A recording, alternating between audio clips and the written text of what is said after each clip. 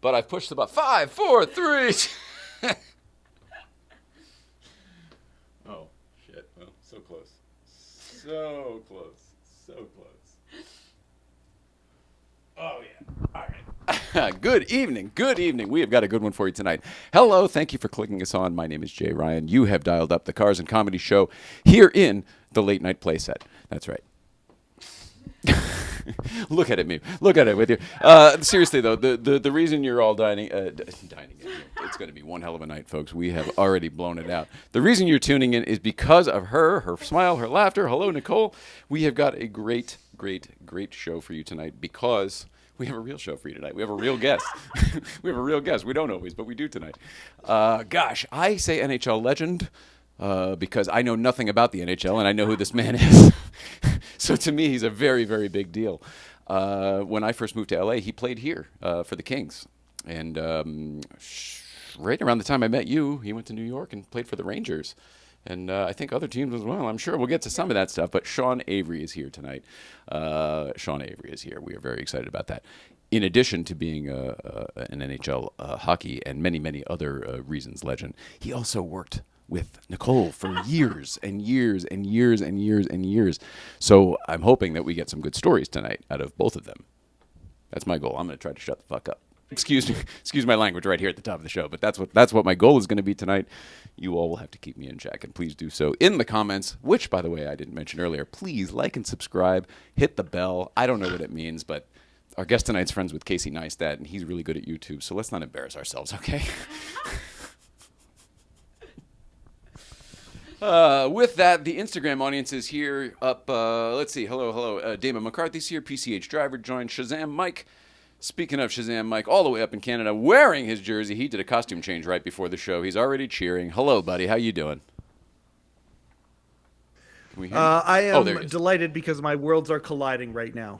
Yeah. Well, I'm really glad you're here tonight because other than Nicole's ability to reminisce with this person, I don't know what to talk about sports-wise because I'm not that guy. But luckily, you are. I know a thing or two about the LA Kings, my friend, and have since I was 4 years old. You have the LA Kings tattooed on your back. Is that correct? And I'm not trying to make fun of you here, but isn't that right? I have a multitude of things tattooed on my back in a collage. There's 21 things that I love, including a crown, an LA Kings crown, and a David Letterman microphone, among other things. Yes. Oh, I love it. All right. Well, without further ado, then, let's get Will over here to start the damn thing up. Will, oh, gosh, there's nobody over there. Will, where'd you go? Come back. Take it away, Will. By the way, we'll be back in 2 and 2. Great time to take a pee, take a drink, do whatever you had to do. Back in 2 and 2.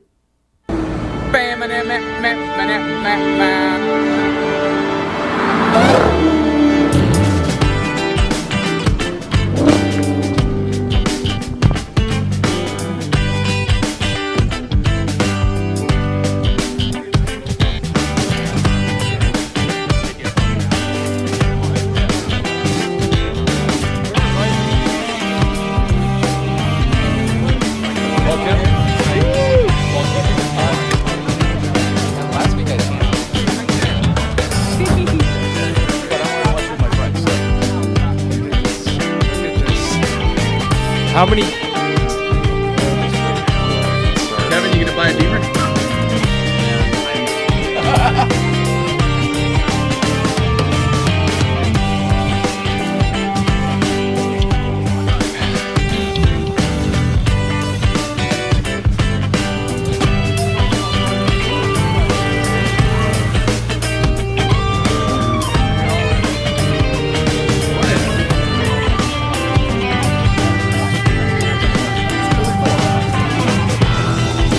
Yeah, you are out of your mind.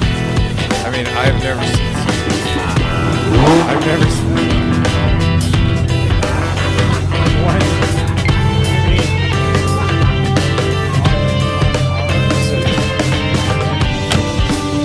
Are you an engineer in like your real job? No? You should. Morning. How's it going? Great. You too.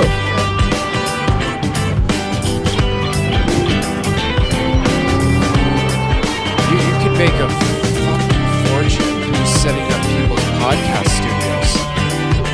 I mean, Yeah. Look at this. How did you do that? You cut that into the desk? And you copied it? You're serious? No. How did you? Okay, I get it now. Now I get it. And with that, we are back. Good evening. Good evening. Welcome back, everybody. It is Thursday, October 27th, 2022. Looks like a 1. My handwriting sucks. Our guest is Sean Avery. We're going to get to him in just 1 second. But in the meantime, I wanted to say hello to you, check in with you, say hello to you.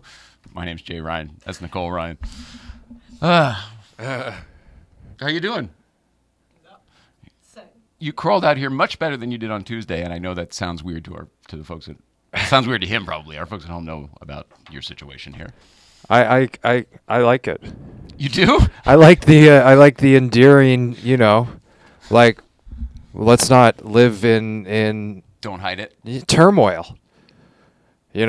Anyways, sorry. No, I interrupted. Let me get I interrupted. I'm so glad you're here. This whole thing is nuts.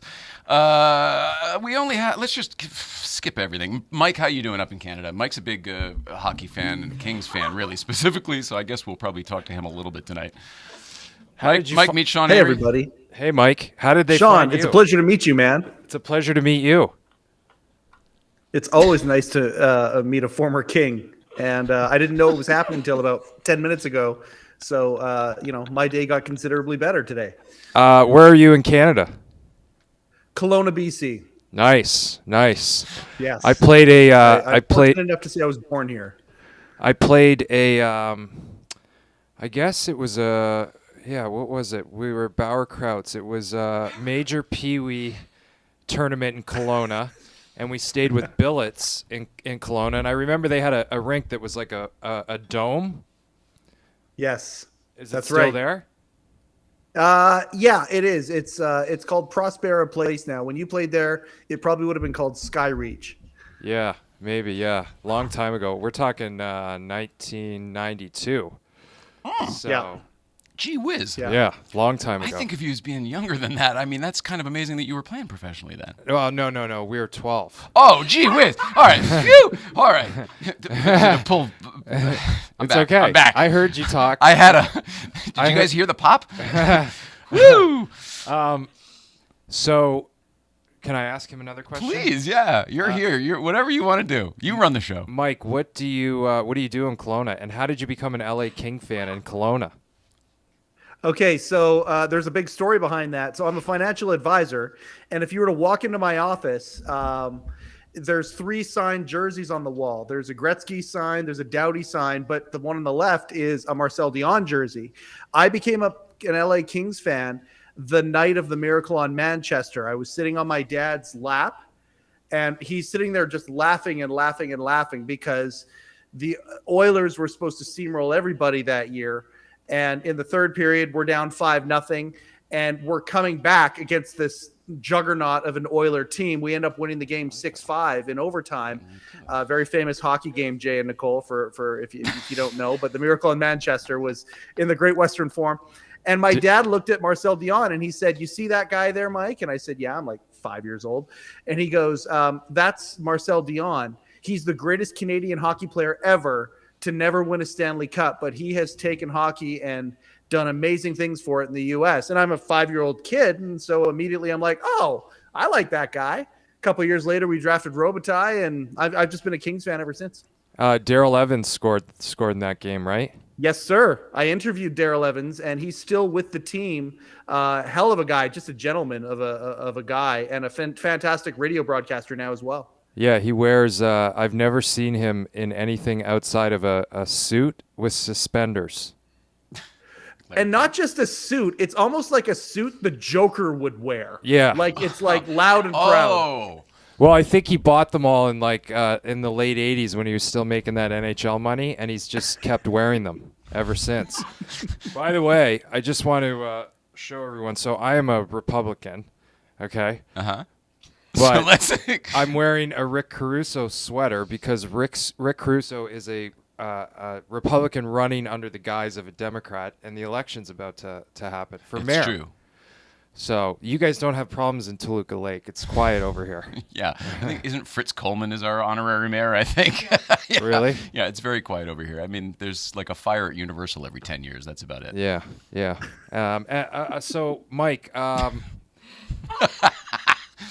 Kelowna and Canada and Justin Trudeau. I've been watching the Emergencies Act hearings. That's very interesting. What's going on there right now?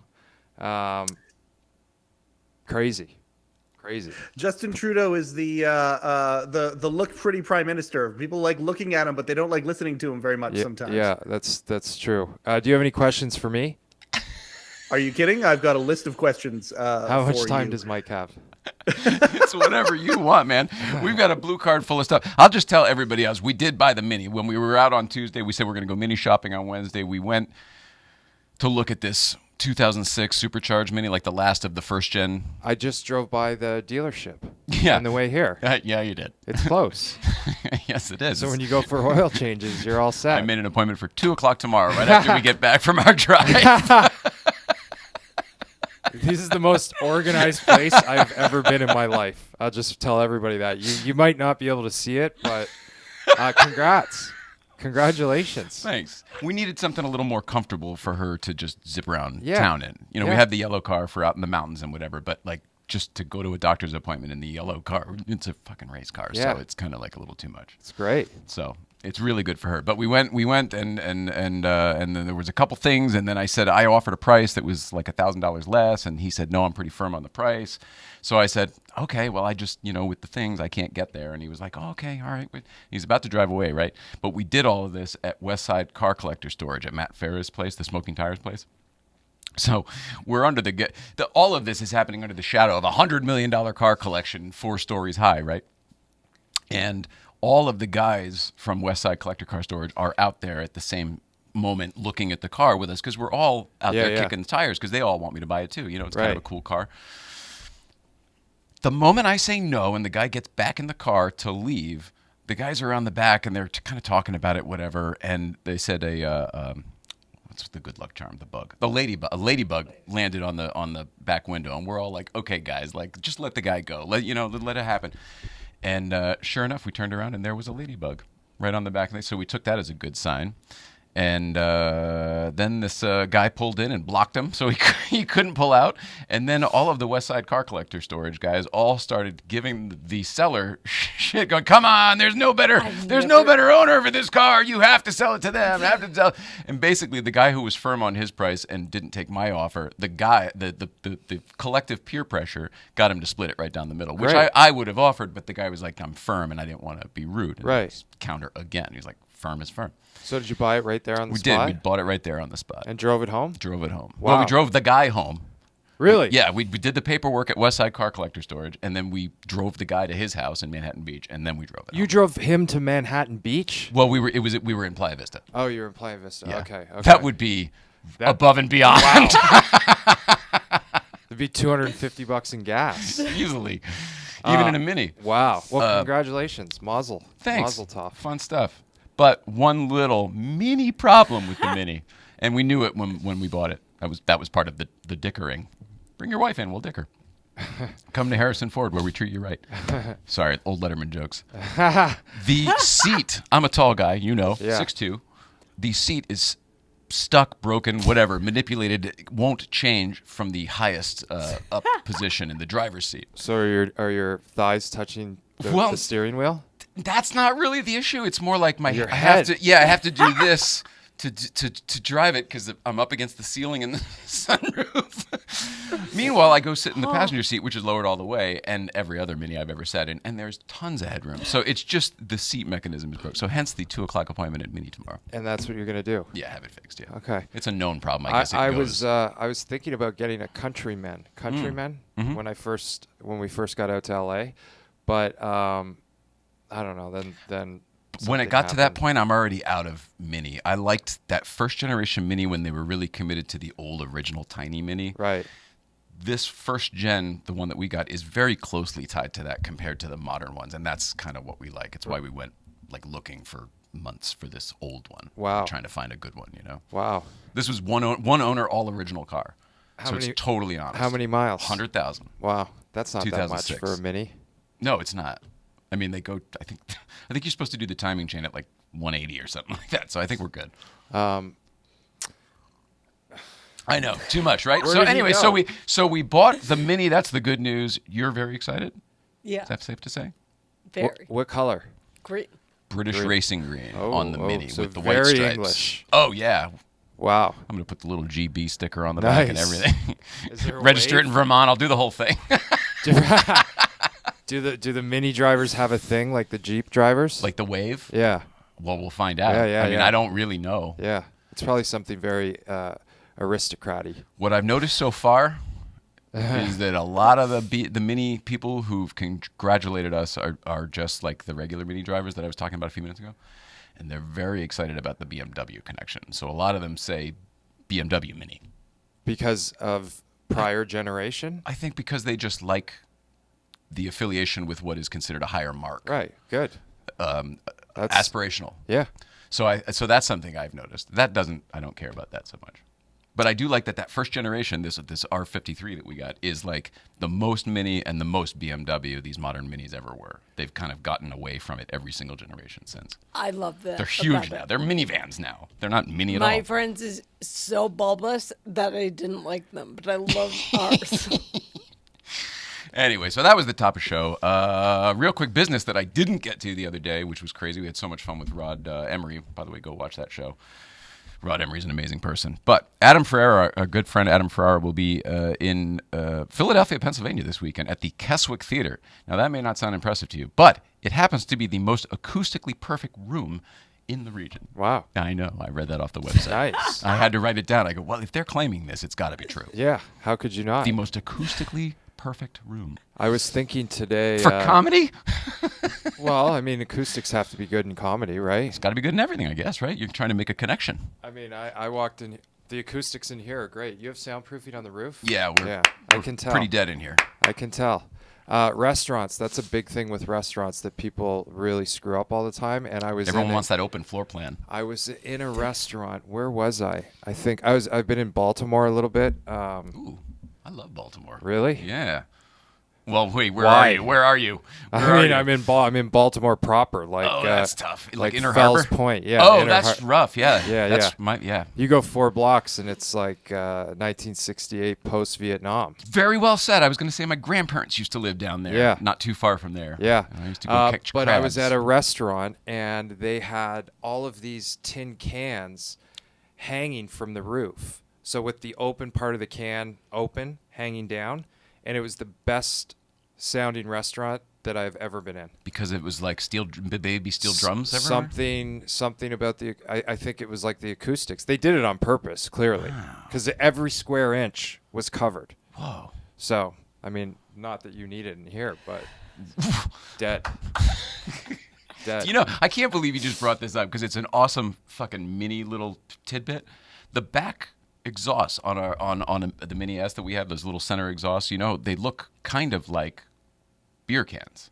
And when I say kind of, I mean exactly. They are shaped exactly like beer cans. Yeah. Exactly. I can picture them. The reason is because when they were doing the design buck of the Mini, the person who designed it was Frank Stevenson, did Ferraris and BMWs, huge design guy. Yeah. They noticed, somebody said, hey, we didn't do the exhaust pipe. It's not a running car, right? It's just a model. And they go, oh, we didn't do the exhaust pipe. And he goes, And looked around the office and they found 1 or 2 beer cans or one cut it in half, but whatever. They literally took Just a to beer mock can it that up. was there just for the mock-up. Wow. And they liked the design, so they then designed the canisters to look exactly like that. I love. And I found that out the other day. I love the gray space in every industry and stories. All You know? the in between. Yeah. Yeah. It's just like, who would have known that? I didn't. I was thinking the other day, I wish that you had pictures. Of what? I mean, I don't know. Did you come to Florida with me? Yeah. Yeah. Like that trip, I wish I don't have as many from that. I know what you mean. you have some, maybe. Maybe It some. was a high. We went to. You should. This is the first one. You should come back and you should look at photos. I got photos of you and me and Joan Rivers. Really? Yeah. I don't know if Joan you remember Rivers? that night. Yeah. Where were we with Joan Rivers? We were show. at her. I We did our had him- show. Please, Yeah, yeah. exactly. I had him Kelly go with you. Clarkson. I couldn't go. Kelly Clarkson. You came with me? Yeah, Yeah. we did it together. Yeah. Oh, that's fantastic. Yeah, it was fun. I think They were Liam- all obsessed with you. Yeah, well, They Joan were like was, obsessed with you, Melissa, but the whole crew too. The publicist girl that you knew, the blonde girl who was really Leanne. awesome, Leanne. Joan, man, we need some Joan Rivers right about now. You know, because she wouldn't have been able to get canceled. They wouldn't have been able to cancel her. So she would have She sort wouldn't of, go away. She wouldn't go away. Yeah, She wouldn't She die. wouldn't apologize. She wouldn't go away. and that's so interesting. Wow. But go on with your story. But you should come back and we'll do like a whole nostalgia show. I with would all love the to. different stuff. I would love to. It took me 10 minutes to get here. We went to, like, I don't remember much of the trip, but it was the first.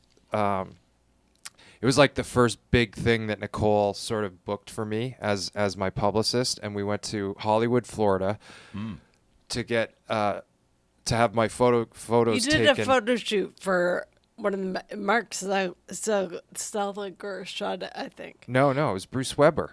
Right. Bruce And Weber we for went to Vanity Fair. dinner, and I remember that part. Yeah. But Right. we shot at a hockey arena first. Yes. First of all, I didn't even know there was a Hollywood, Florida. I mean, I guess now I know because there's a Hard Rock and I was there and the whole thing. But Car show. That's the only Is reason that I a- know. is that a That's big the only thing? reason I know. Yeah, Celebration is near it, I guess. okay. But then I remember us getting to the house. They brought us back to the house, and like at that point, I don't think I'd ever really been on a photo shoot before, and this was, Bruce Weber taking the pictures. I don't know if, and we didn't have phones. I don't even know if like camera phones at that point. I probably don't think so. wouldn't. That's why I don't think I photos You would have had to of that. pull out a Polaroid or something. Or get it from the still person on set or whatever. Yeah. Yeah. But it was. I remember it was only Bruce taking pictures, and I remember that being a nice trip, and the shoot was multi because the house and that rink. was it 2 days? Yeah, we had dinner and relaxed that night, and then did the shoot. My short-term memory, honestly, and people say stuff all the time. Like I think they make wisecracks at athletes whenever they want to take a shot at them in the social space, and they'll make references to like, oh, too many hits to the head or. Oh yeah. But I actually think that, and I don't know, maybe it's not that, but my short-term memory is so bad. Was it always though? Or is That's this the like thing a I can't since- really tell. I can't really don't tell. remember, right. You know? But But- how about you? Do you think his short? Do you remember But him I being? also think Yes, I do, and he was never great at remembering things. so that But so you always had a million things happening at once. So Yeah. That's true yeah. with you. yeah. You got a lot of balls. Yeah, and that's probably what I'm thinking in that sense. Like there was probably so much happening in those 2 days. I was probably so excited, trying to keep it together, and I've never asked somebody else that maybe was in that type of situation or had something similar, a similar life. Maybe I don't even know if there is anyone to a certain extent, but well, that makes me feel better because sometimes I kind of worry about it a little bit. You think back on it? No, I think back on, like, what have I forgotten? Oh, well, that's a slippery slope. I mean, I mean, is that a dangerous question to I ask don't know. yourself? Go have a little pot and sit in the bathroom and ask that question. I yeah. can't even imagine that slippery slope. That's like an existential thing. Yeah, Do I but even exist? but I think there's so many, and maybe I also think that there's something, it's going to come back at a certain point. Like all those Ooh, memories it's all are gonna- in the ROM. You it- just don't have it up front. Yes. Oh well, I actually totally agree with that. Yeah. I Yeah. think that's like Which is kind of cool to think about. it's on your hard drive. Yeah. And So what changes? Is it when you get older and you're willing to unlock that sector, or how do you? well, I think becoming a dad is a big thing where you, first of all, you like now dads are worse than moms in the sense of like, get my phone out and take a picture. Oh. You capture the moment. Like, look at this. So I think there's some sort of, That you know, makes sense. it's like working a different muscle. And now maybe some of my memories are starting to come back of like, oh, I remember this moment with my dad, or some of the, The hockey stuff, it's weird. I don't remember. Like, guys go on podcasts and they tell all these great hockey stories about what happened in the dressing room, where I remember that time this guy said something at such an opportune time. Yeah. I don't remember any of that stuff. But I used to not be a great listener. No. Oh, that's a very honest that's like an enlightened position. Which I think if you don't listen, then maybe you don't hear a lot of stuff around you. Right? You don't retain it. You're not going to hang on to it. Right. You're not going to. So, yeah. Very interesting.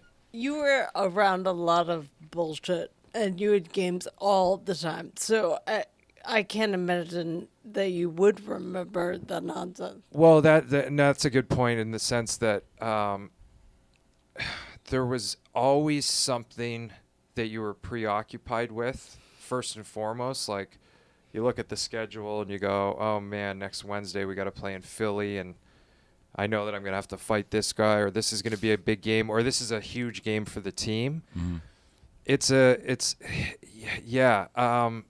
But I do think, here's how I'll tie it together. I wish I had have had a child earlier, because I think that would have unlocked a lot of stuff. The perspective that you got from that, you wish you had it earlier. In the sense of, like, you would have just been able to slow down a bit. But then again, I also probably wouldn't trade it for anything. So it's, I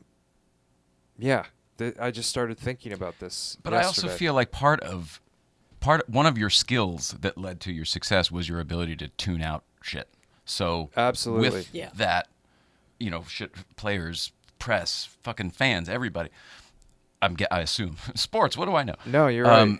I would assume that would have to play a role in it too, because you can't you're purposefully walling up to not allow stuff in. Yeah, I mean, my life today is Thursday, so just this week, I think, and I'll explain what I'm thinking. So this week, I've had 2 very important auditions, and I had a callback on Monday.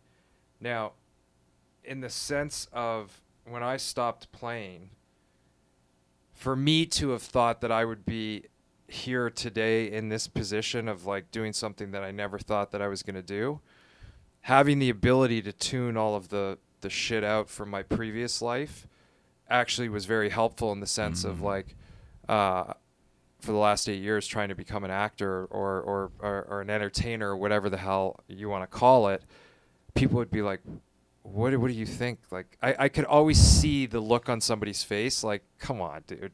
You're not really going to be able to do that. And what they're saying is, I see you some other way. I don't see you in that way. But if you see yourself in that way, that's all that matters. Well, absolutely. And that was the same.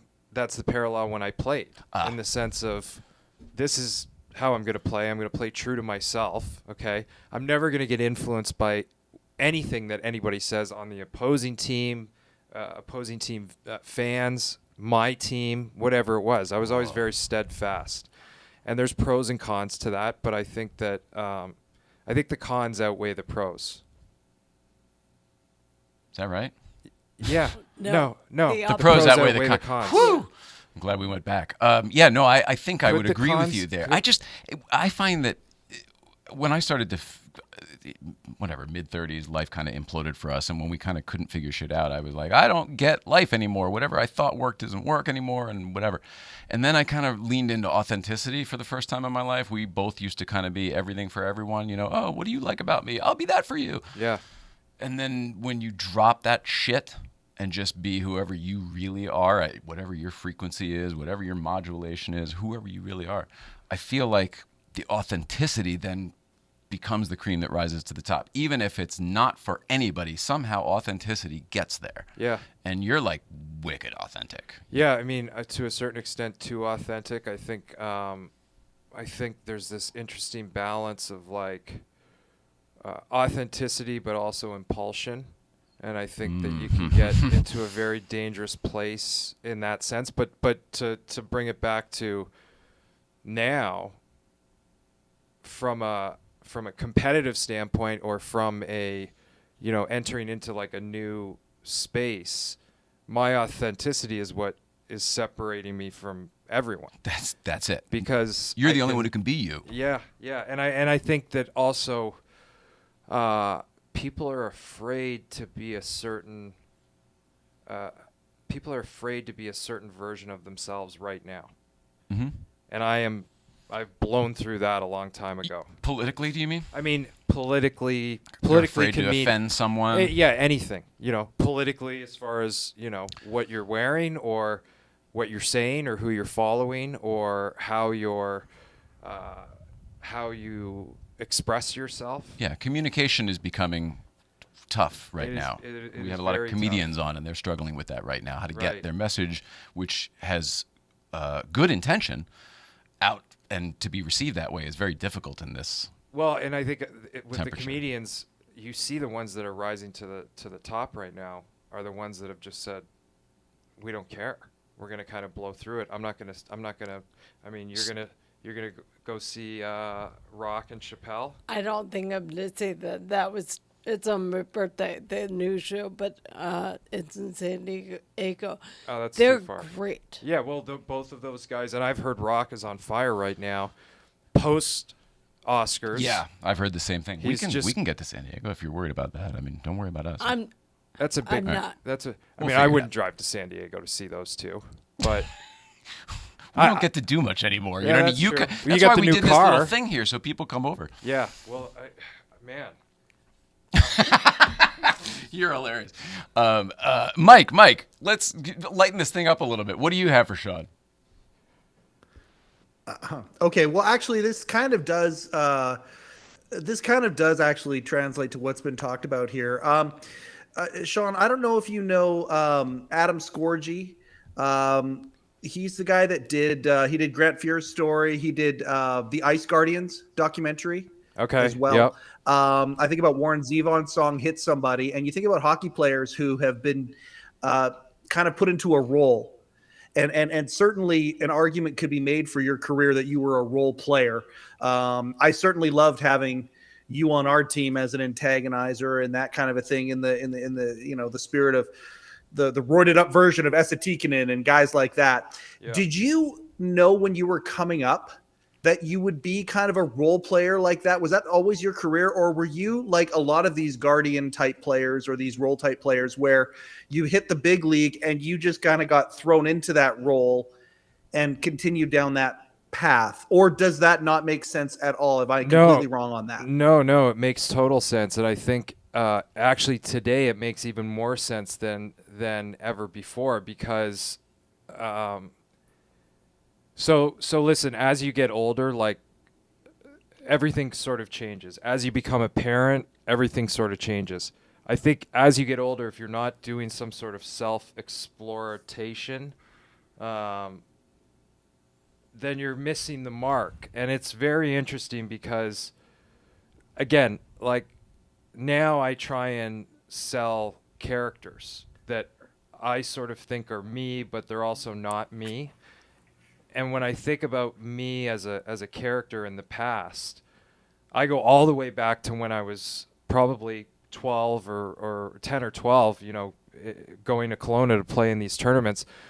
I today believe I have like a God complex to a certain extent. And that originated as a young kid that was smaller than everybody, but as talented. And, when I was coming up, it was a different time. It wasn't the current NHL landscape of skill and speed and all of that stuff. So something just gave me the ability to decide, you know what? I'm going to permanently have a chip on my shoulder. I am going to, one of my superpowers is going to be to try and be a protector. Yeah. And to protect, sometimes you have to antagonize. You have to get ahead of it, right? To be a great protector in some, maybe in some comic books Batman, I feel like Batman's always ahead of it in the sense of he never really shows up too late. So Well, that's what the Batcave's all about, right? He's doing all that recon all the time. he's always ready, Yeah. right? So one of my powers was that I guess I had the ability to, one, feel the game and feel when you were losing momentum or when you've gained enough momentum. And this is, pre-NHL. This is when I was playing junior. This is midget hockey. and having the ability to kind of pull those strings through your actions is a really powerful tool, right? The problem is my God complex is much larger than I think most people's, and I also really enjoy. I really enjoy being impulsive and just turning the heat up as much as I can, as quick as I can, because it was always successful, right? And I don't think a lot of guys. I mean, you use Tikkanen as an example. I think we were two very different players from a skill set standpoint because we also played in a different time. Yes. But to date, I mean, I don't think there's ever been somebody who's had the ability to kind of turn things upside down or on its head as quick as I could. And I was at the Kings game the other night because I have an Armenian friend from Glendale, and it was Armenian Heritage Night at the Kings game. Nice. And they were playing my favorite team, which is the Tampa Bay Lightning, so I went to the game. And I was sitting in front of a couple of Kings fans that have had season tickets for like 24 years, and we were just talking the whole entire game. And at a certain point, I think early in the third period, there was a scrum. And like the two teams came together and they were yapping at the benches. And I just started kind of laughing out loud. And it was really introspective to a certain extent because, and I said to the Kings fans, I said, did I do that every single shift? and they both looked at me and they were dead serious and they said, yes. And to see it happen in this game, it was so out of the ordinary. You know, it was like the one moment people stood up that it wasn't a goal and everyone's looking like, oh my God, what's going on? And I remembered, like, I did that every single time I was on the ice. Yep. Like there was you never knew what was going to happen from a line change to a face-off. And now I'm starting to understand, like, no wonder I had a relationship with the refs like I did, which was, they were probably always on edge, right? Because they didn't. Anxiety. Yeah, like, who knows what he's going to do, like the crazy lunatic. What's he going to, somebody watch him, you know, so. Oh, my God. It's the buddy system. Yeah. Well, because, you know, there's a lot going on. There's a lot of guys on the ice. But well, it's interesting. Like in Kelowna for the Rockets, we had Scott Parker. Okay, and so Scott wasn't what he was when he hit the league as a Rocket, but he became that. And I mean, no offense at all to Scott Parker when I say this, because I mean, you know, he had a great career and had some great things that happened and all that, but you knew what you were going to get with him. Yeah. Like when, you know, or when we won the cup in 12, Kevin Westgarth was kind of our guy at that point when the Kings won their cup. Again, you kind of knew what you were going to get with him. With you, it was unpredictable. And again, I'm just coming from a fan perspective that watched a lot of Kings games. Yeah. You were a loose cannon. Yeah. Always. Yeah. I mean, you know, and part of that, I wish I could take back some time in certain situations, because when I was really good, I was really good. It just depended on what I was doing at that moment that was really good, right? Like, there were times when I was focused on playing and not all the other stuff. And I guess that's why I was a really good playoff player, because in the playoffs, you know, the stakes are just much higher, and it's a different game. It's a different game. So, you know, the regular season, like the dog days of winter in February, and, you know, you're in Nashville on a Tuesday night. And a lot of it also was, and this is something that I have to kind of dig into a little bit. A lot of it was done through to self-motivate myself. Like, you know, you hear people say when they want to blow things up for themselves, what's the self-sabotage? Oh. So mine wasn't you know, I didn't think of it as self-sabotage, but whenever I felt myself getting a little bit lackadaisical, I would always turn that impulse up and lash out with no fear of repercussions, because whatever happened, like if I got in trouble, that's why you guys got along. Oh yeah. I would just use that as fuel to play harder the next game.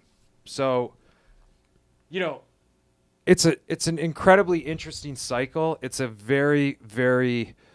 it's a beautiful skill set to have, as long as at some point you can kind of understand it and maybe as you get older start to use it to manipulate situations in a different way. It's so interesting you talking about this. I have quite a few pro wrestlers in my life, both on the independent level and then all the way up to the top. And they talk about the character all the time. They talk about the character and how many times the character is just an element or two elements of them isolated and turned right up to 10. And it's so funny you talking about it like the way that you are, because it reminds me of what some of them have said to me. And you know, you don't know what you're going to do, so you just turn on that impulse, or you jump into that character, or whatever you want to call it. And it's almost like an identity that you built yourself that you would kind of just sort of fall back on when you didn't know what to do or something. Am I getting that right? Yeah, no, totally. And I immediately go to like I remember early on taking acting classes in New York, and which was something when I was playing I always thought was sort of weird, or like the art kids. You know, like I was kind of that guy fun too. Of us theater geeks. Yeah, to a certain extent. But then when I started, and they would say like, "Okay, go to 10." I could always just go to 10 like immediately. It wouldn't take anything. Some people have to go You to see, a dark like- place Yeah, and find yeah, it, like- and you're just like, boom. Boom. Just pull it. You know what I mean? Yeah. And what do you need? You want a 6? Do you want a 4? You want to go to 9? So you were able to. Yeah, I mean, just based on situations, like whatever the situation was, what's the level of intensity here? What's my intention? Mm-hmm. So if you say to me like, give it to me, then I can just go, okay, great, we can go there. Yeah. And also, sports is riddled with mind games. Everything is a mind game, from the press to your relationship with your coach, GM, fellow teammates, certainly the opposing team. It's all a mind game. Mind game meaning like they're trying to get in your head. You're getting false information. It's Everything, not real. Everything. You have to figure out every single moment of all because this the stuff. parity in professional sports is so similar. I mean, we're all great athletes. We've all been doing it since we were 4 years old. Yep. You know, we can all run the same speed for the most part. It's already everybody's at the top. Everybody's at the top. So the ability to kind of find an advantage, it's done through the mind games. That's Everything. really wild to think about. I never really put that together. And you know, I think that what the leagues have tried to control is how do we control that to a certain extent. The NFL does it with you're not allowed to celebrate or over celebrate. Right. There's a lot Going of in the different end zone, all that yeah, stuff. there's Yeah, a yeah. lot of different things that they kind of try and control. Well, they changed the rules in hockey every year. I mean, every year I tune in. They're They like, all right, always- so here's what's different this year, just to kind of. Yeah, I think with hockey, because traditionally hockey players are mild-mannered, for the most part. You know, Inside, I think that's actually true. Definitely. Yep. I mean, even for me, I mean, I think there's a lot of people in my life that I've met that still can't kind of understand how I have the ability to go from me to like whatever the highest version of me is in just an instant. May I? I Yeah. have to assume that with the level at which you just talked about, everybody's at the top. Now you're in this most crazy intense environment. I don't know how. It goes back to like your ability to block stuff out. It's the same skill again, isn't it? Absolutely. But and what's so interesting is I love failure, because for us failure was motivation. Like we were never, and I say us in the sense of an athlete's brain. You know, you hear like people in the arts or anyone that's in a business that is you're constantly judged, but it's also an individual situation where like you didn't get that role, that person beat you out. Eventually that sort of compounds, and the ones that become successful, they either just get a lucky bounce or they have the ability to break through that. I, for the last, 8 years, I have always enjoyed the failures of it. Like that's Because of the learning that comes from the failure? Because Yeah. I would agree with that. Yeah, the learning and the growth. motivation.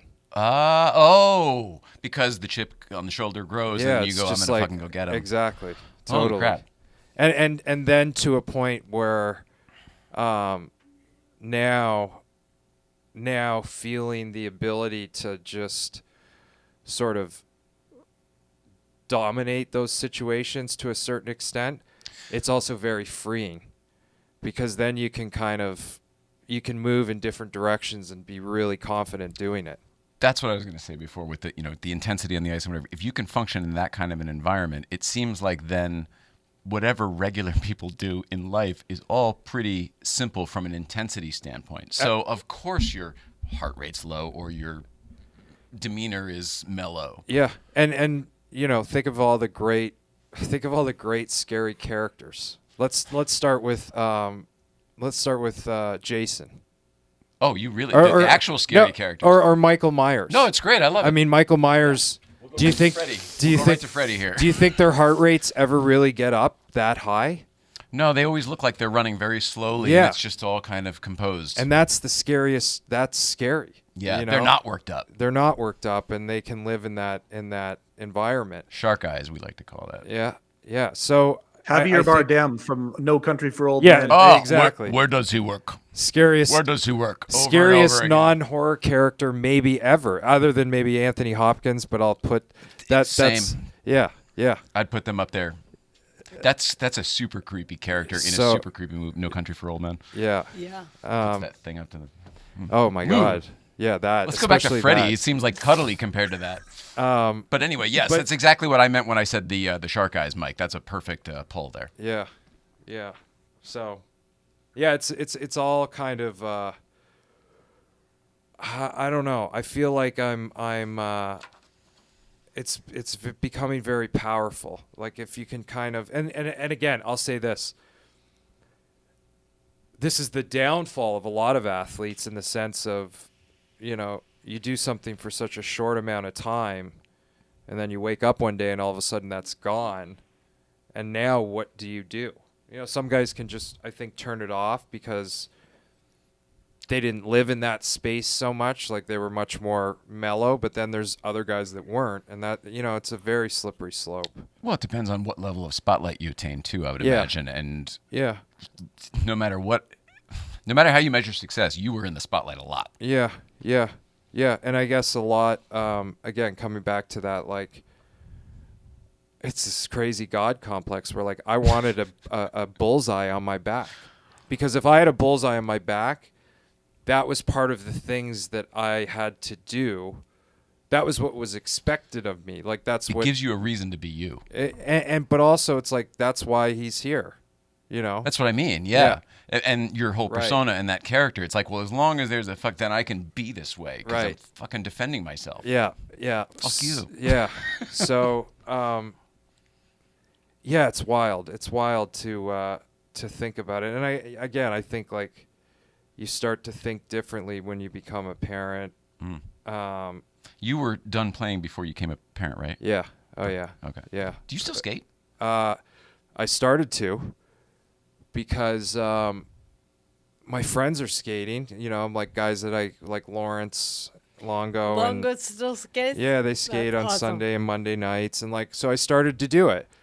And the problem was, and I remember hearing like Mike Tyson tell Rogan this, like, I don't get into a ring because I don't want that fire back. Like, it's dangerous, right? He's past that point in his life, kind of thing. No, he just doesn't want that fire back. Because he probably thinks, and he's probably right in thinking, well, I could do this again to a certain extent, or this makes me feel strong. So when I leave the ring, I still feel a little bit strong and kind of outworldly, and it's just kind of Too dangerous, kind of thing. Yeah, I mean, you don't want Okay. Mike Tyson walking around thinking that he's powerful. You don't want Mike Tyson's God complex inflamed. if he's not in the boxing ring. I like to think of himself contained in that little compound he built. I like to think of him in there all the time. Well, I think he's there as much as he can be. Yeah. Right? I love Mike Tyson. Me too. But I yes, you it's an imposing figure that you Yeah, posed. yeah, that was it was I didn't mean to draw the comparison to a Tyson, but But if that's ever been in you, because you had some ferociousness to the way you played, so I get what you mean if you're calling that fire. yeah, in the sense of, we like to fight, and you see it with UFC fighters now, and the interesting thing is, like, Dana White, who runs the UFC, he totally embraces it because he understands that that's the marketing tool that drives pay-per-views. Is these fighters, he never comes down on a fighter, like a fighter's fight backstage or any of the crazy stuff that happens in the UFC. He welcomes it because that's how these guys are selling tickets. Wow. At least he gets it. He gets it, yeah, totally, but very few have. I mean, I was in a sport where that wasn't really encouraged. I mean, they sent me, I still laugh. Like, and now I'm back in California. They sent me to rehab for a suspension that, wasn't drug related. I wasn't charged with a crime. Yeah. What else would it be? Those would be the two things that you would send. Historically, I've never heard of anyone else going to a rehab for anything else, right? I don't know what they sent you for, but it is usually for something. I made a comment about a girlfriend in an interview, and it was very. I mean, like, this is the most famous thing. Can we say it or no? Yeah, I said something about sloppy seconds and. By the way, when I was going to Kings games, it was during that time, and whenever we were in the chairman's room, it was down with she was there. Yeah. So it must have been at the same. Probably. Okay. And Alicia was great. I mean, it wasn't directed at anyone specifically, and it was Rachel. Rachel Hunter was sort of. But how did it all work? You said it because you guys were dating, and then she dated somebody else. Is that what happened? Yeah, and then yeah. okay. I mean, So you made a joke. I made a joke that I knew was, like to from a wrestling standpoint, like WWE, everybody would be standing up going, "Oh my God, that was the greatest joke ever." Like, what a takedown line kind of thing. Yeah, or now we start. You were getting heat. Yeah. This would start some sort of rivalry, and it was really a defense mechanism to a certain extent because I was in Canada. They were trying to get me. They were trying to make it into a storyline and all this. Now the whole thing's tracking for me, though. I get it. So the position of the management was, he's not in his right mind to be saying these things. He must be on some sort of a substance. So let's just send him off and make sure he's not on any substance. I think it was. Honestly, I don't think they knew what to do because they outwardly said that they were sending me for anger management, and I remember landing in California, and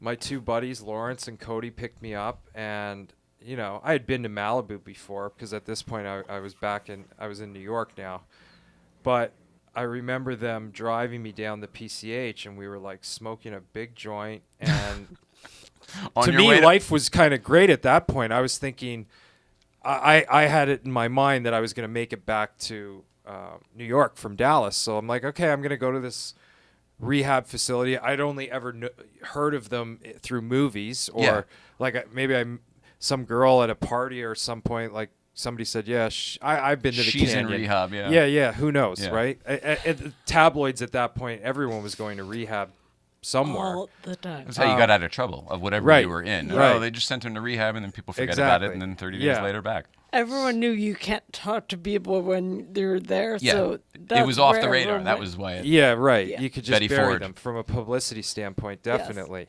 But then when I got there, I remember it was sort of a little bit different in the sense that I guess I wish that I was in the headspace to have really embraced what it was, because I was surrounded by people that were going through really shitty stuff, like molested by an uncle, smoking meth, you know, like people were hardcore in that sense. My roommate was an older gentleman that's won numerous Academy Awards that was getting off of methadone for like 42 years. But people who needed to be there. Definitely. And it just kind of goes to the, like, think about the NHL sending me there in that environment without also thinking about maybe I took a bed from somebody that really needed it. Like, why didn't they do the Goodwill Hunting thing where they just shopped me around? They should have sent me to every shrink in New York City until I clicked with one. Go to the best. Yeah. And down just the list. go through it. And maybe I go in and I play war games with one of them and they don't like me. But like that in my head would have been, because I would have been able to probably create a lasting relationship with one, that maybe it would have, the whole situation would have been beneficial to me. Yeah. It wasn't beneficial to me because I didn't think that anything happened. I got out. I went back to New York. I got to play for the Rangers. So did it just feel kind of like a rap on the... It wasn't even that. It was like, oh, I got 6 weeks off. It disappeared. Wow. It was, no one ever mentioned it, and it Wow. went away. Yeah. I mean, it And you guys wasn't- were working together during that time, right? Yeah. It wasn't a thing that anybody, like, no one held it against No one me. knew what to say and Yeah. how to talk about anything, and so they ignored it. Yeah. Yeah. Very interesting. Different time. Right. Different time, and also, yeah, I don't know. It's crazy. So fun. That was a long time ago. Yeah. I mean, I was going to the... I'm trying Probably to think when I was going, it's like early mid 2000s.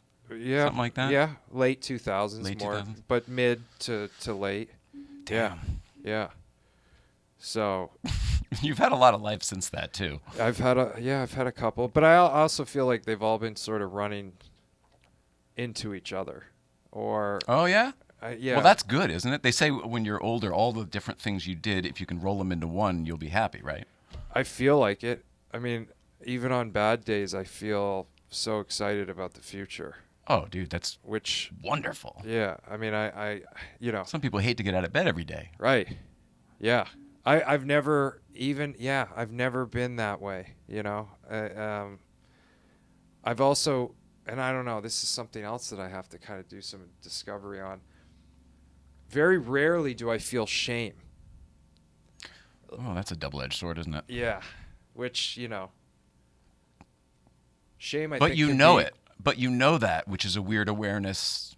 Right. So it's maybe not as bad as it seems. Yeah. And and I'm thinking specifically about, I'm like the most famous person in California right now because I yelled at some kids on the street a couple of weeks ago, and there was a TMZ video. I'm sure, Nicole, What? I'm sure did you see it? No, you I didn't see it? Are you kidding? Yeah. They All right. parked their cars and they blocked a driveway, and it was a whole thing. But So there's like an angry video of you. Hey, you kids, get out of my yeah, driveway. I called them Democrats, and I was like, told them they were never going to get laid the way they were dressed, and it turned into a whole thing.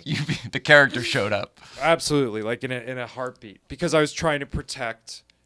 It wasn't even my driveway. It was my friend's house, which is so it's so just good. like kind of, on one hand it's like get a grip, but it's also sort of, it's the gas in the engine, and how do you kind of rein it all in. But the reason I'm telling you this story is that the following day, or I remember maybe the day the video came out, for the last couple of years, I've ran a lot. Like once the pandemic started, I started running. Oh, so Probably you don't skate, but you run now. 75, 80 miles a week. Like I was a hardcore runner. And then when I got to California, I saw a guy, a trainer that he was like, bend down and touch your toes. And I had a tough time doing it. It was really sore to do it. He goes, I want you to do... And that was not your old life. Your old life, you were very flexible. Maybe it wouldn't have hurt as much. Oh, okay. Flexible in certain situations, but what it told me, and what he really kind of told me, he's like, you got to work smarter now. So he said, stop running, go buy a Fitbit, and all I want you to do is now get 20. He originally said 16,000 steps a day, and like now I'm averaging probably 23,000 a day. Wow. And everything feels better. Are you a mall walker? Do You go to the mall in the morning? I wish. And it's like, think about that. You used to laugh at those old women that walked at them. That's about what I can. That's my speed now. Well, at some point I'll be there with them. But now I walk around the neighborhood. So the day after I scorched these kids and embarrassed myself to a certain extent, because ultimately I always say that was a moment that I embarrassed myself, no matter what, and I'll get to it. The next day I was like, put my shoes on, walk around the neighborhood like nothing. No shame. No shame. Nothing, like not an ounce. And then what you would see is all of a sudden this neighbor that I never talked to stops me and he's like, dude, that was the greatest video I've ever seen. I feel like doing that every single day. So you were yelling at the kids, and they started recording you. Yeah. I got it. An additional person started recording that I was also yelling at that was part of it, but wasn't part of the kids. Oh my God, I gotta see this. How can we not? Oh my gosh, this is amazing. So the point is like, how did we not know this and pull it up before I the don't know, show? because I went to my pharmacy to pick up a prescription. And the pharmacist there, he's the most straight-cut guy I've ever, like, I would see him, it would be pleasantries, like, his name's Sean, too, so hey, Sean, how you doing? Great to see you. Yeah. That week, I went in to pick up a prescription, and he followed me out of the pharmacy and stopped me, and, like, quietly, he almost felt like he was doing something that he shouldn't, and again, he leaned in and said, that was the greatest video I've ever seen. And it's happened amazing. So much. So you're becoming like a suburban hero. But it was also like it wasn't even my driveway. It wasn't even my driveway. And then you went and made it political. And then I made it. Yeah, like I just went to with 16-year-olds. They can't even vote. They don't even know. None of that stuff's important to them for 20 more years. Yeah. So I guess the point is like, how do you kind of understand the emotions that motivate you? How do you responsibly harness them to get the most out of them? But also, and I've started to listen to a lot of, do you listen to Jordan Peterson at all? I don't listen to him, but I'm very aware of him and I like him. Yeah. I think that, again, it comes back to the awareness. You seem very aware of these, what might be considered flaws. So they're not really flaws because you're constantly looking to improve yourself. Well, I am, but I also think that, listen, in some of these situations, it hurts myself, right? Because think about, I have a 2-year-old son, Nash. Yeah. I mean, there's a part of me that goes, hopefully Nash is so aware when he's 16, when he watches this video at a certain point, he's going to understand who his dad is and why his dad acted that way in certain situations. He's going to grade with a curve. And he's not going to try and mimic it and think that so my point is, he'll be the opposite of you, I think, is how it should be. I hope so, and I'm the opposite of my dad, yeah. which is interesting, but I will agree with you. I'm very aware. Self-awareness has always been something that I've had, even though I've sort of ignored every single instinct that comes with it.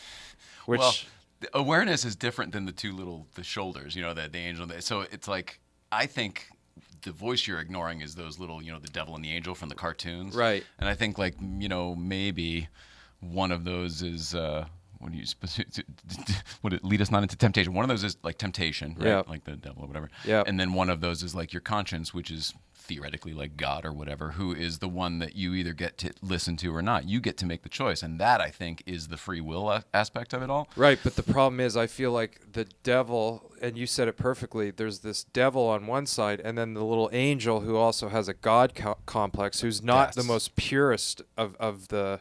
Oh. And it's also...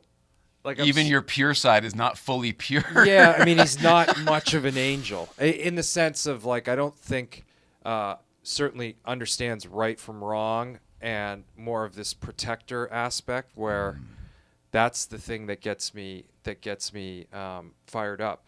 But I will say this, and it doesn't help the situation, is I almost feel like because of the long history that I've had and that previous life playing sports and now certainly what I'm doing now, like most people would say, and my agents at UTA or my managers at this point, like I almost think that people just understand that might always be a part of the package. And maybe what I'm doing is worth it, like, or what I'm giving them is maybe worth more than having to fear like the TMZ video. You know what I mean? But I also think we're in a time where we're about to have a huge shift and come out of, you know, everyone being afraid to come out of their shell and be authentic, like we talked about earlier, to just blazing authenticity. Ooh. Okay. That's where I feel like it's coming. I'm in agreement with you. I think that's actually going to be the currency of the future. Yeah. Because I think that all of these TikTokers and the social media currency, they've just played their hands too much. It's we've seen it all. Been there, done that. So one of the kids that I was in it with, it was a TikToker house next door to another house. Oh. So the TikTokers got mixed in with the kids next door. But here's why I'm telling you this, because I saw the TikTokers a few days earlier get out of their Tesla, and they had a baby Bengal tiger on a leash. And I thought to myself, what part of town is this? This is in Laurel Canyon, but they're all over now. Like the TikTokers are in Studio City, I'm sure, up to a certain level. Toluca Lake. You know? There's a Twitch or TikTok house across the way because you can tell because the glass is frosted over, that's and it looks like a club in there 24/7. It never goes to telltale sleep. sign. Telltale sign. That's hilarious. So it's funny you bring that up. Literally across the way. Yeah, they're everywhere now. So, but I was thinking to myself, like, and this is what we're talking about. I'm sure at some point the kid had a really cute cat, like a house cat, like one of those beautiful white house cats. And then all of his followers got sick of seeing that cat. So he said, well, I got to get a bigger cat. And all these tricks have been played and they're sort of played out. And I think now we're about to have this huge shift where everyone's just tired of seeing all those tricks and they realize, oh, those there's no authenticity. It's just an act with all that nonsense. Yes. And I think we're seeing it with our movies and our music and everything. Everyone's rising up and getting a little bit smarter for sure. Oh man, that brings up so many. I almost don't want to go. We'll do that next time because it gets into it. Well, ask.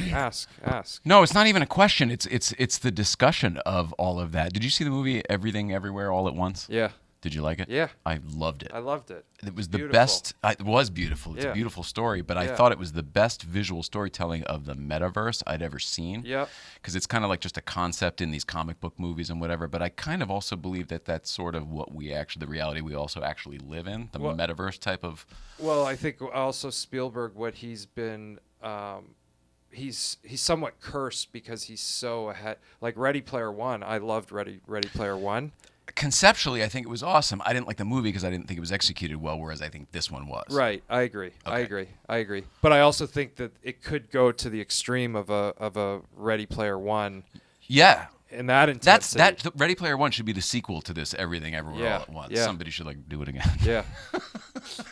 Well, the technology just wasn't quite like if you made Ready Player One now, I bet it would be sick. Oh, well, look at Avatar 2 is about to come out, and That looks real. Yeah, I mean, the stuff that they can do now versus 4 years ago, or Ready Player One was probably 6 years ago now at this point when they made it. So it's very. I don't know. It's a fun time to be alive if you can just see through all the weeds. It also kind of this is what I didn't want to bring up before. Are you familiar with Childhood's End, the book series and/or the movie series? No, but tell me. It's Childhood's End. Childhood's End. And it's basically about it's a story telling the end of human civilization on this earth, and it's an alien kind of. It's one of those stories that kind of makes you go, oh, I see. So all the religions are the aliens. It's all kind of just one big thing, and everybody was right, and nobody was right. Right. But basically, it's ushering it. It's we've gone as far as we can go. Is it heartwarming to a certain? I think it's beautiful. Oh well, I think it's beautiful, but I don't know that I might be a minority. No, I understand. I understand. But because I'm at a different place, when I was 10 years ago, 20 years ago, for sure, I would have thought probably like it's bullshit, it's negative, it's depressing. Right. I think it's beautiful now because it's about when you can't go any further, what the hell happens? Yeah. Oh, some intervention. Yeah. Yeah. And then it's like, well, they reset the clock. Yeah. I wish that people would have these conversations more, but it's tough, you're certainly not going to hear this type of conversation from a bankable Hollywood star at this point.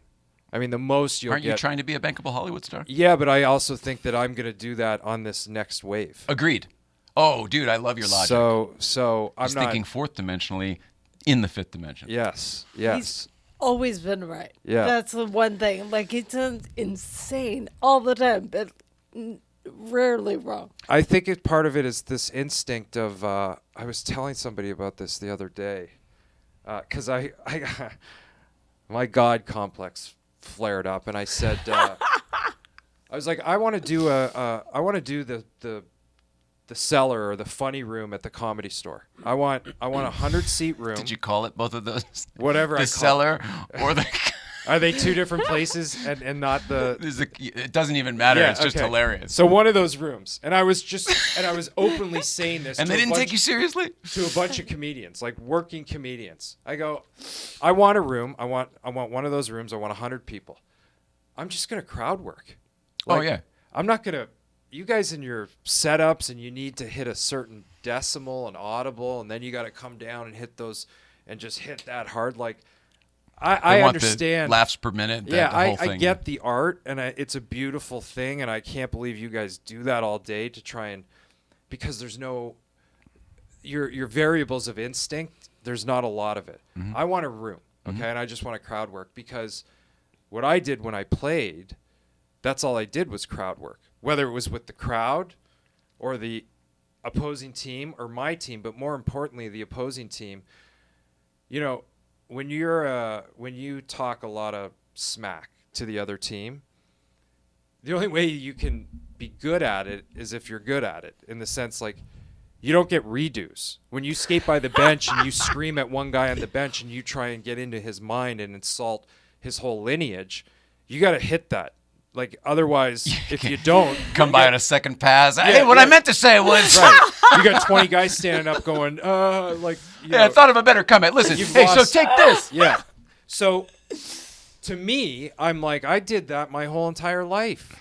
Crowd work. Well, it's improv, right? To a certain extent, but it's also so much easier because, if I have a whole audience of like different races and some gays and maybe there's some older grandmothers in there, like, who knows? A potpourri, yeah. A smorgasbord. We have a whole horn of plenty. So I thought, I was like, okay, I can do it, and I could. So let's do this. I could. So and. Like, well, I'll open for you, or one of these real. Let's actually make a night like this. We just did one of these. Really? Yeah. Yeah.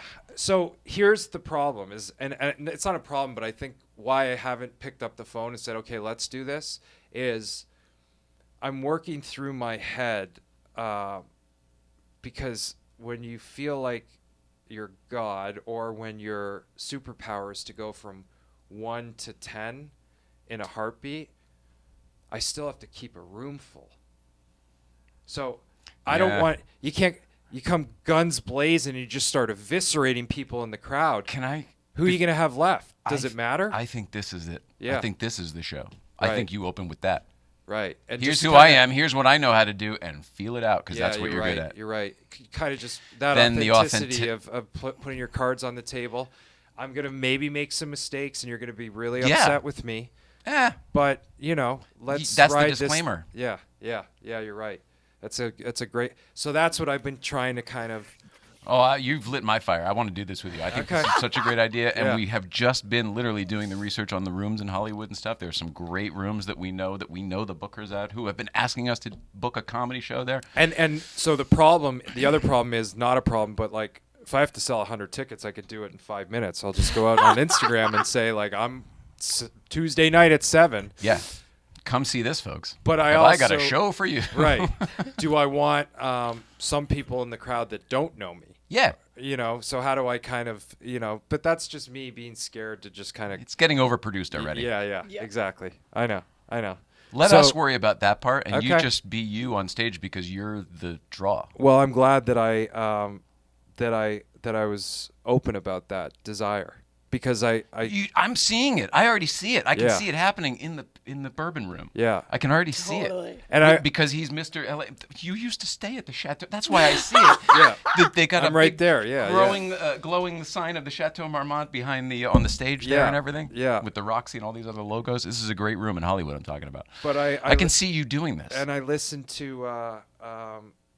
Rogan just had Rick Rubin on, and Rick Rubin produced a Dice record that I haven't listened to, which was, I think Rick Rubin, the fucking the music producer, Grammy-winning music. The day the laughter died. Yeah, the day the laughter died. Nice, thank you, Mike. That nice pull, Mike. But he bombed, and they still put the record out. He went to like Caroline's in New York or something, just on Caroline's. I don't know. That could be the wrong name also.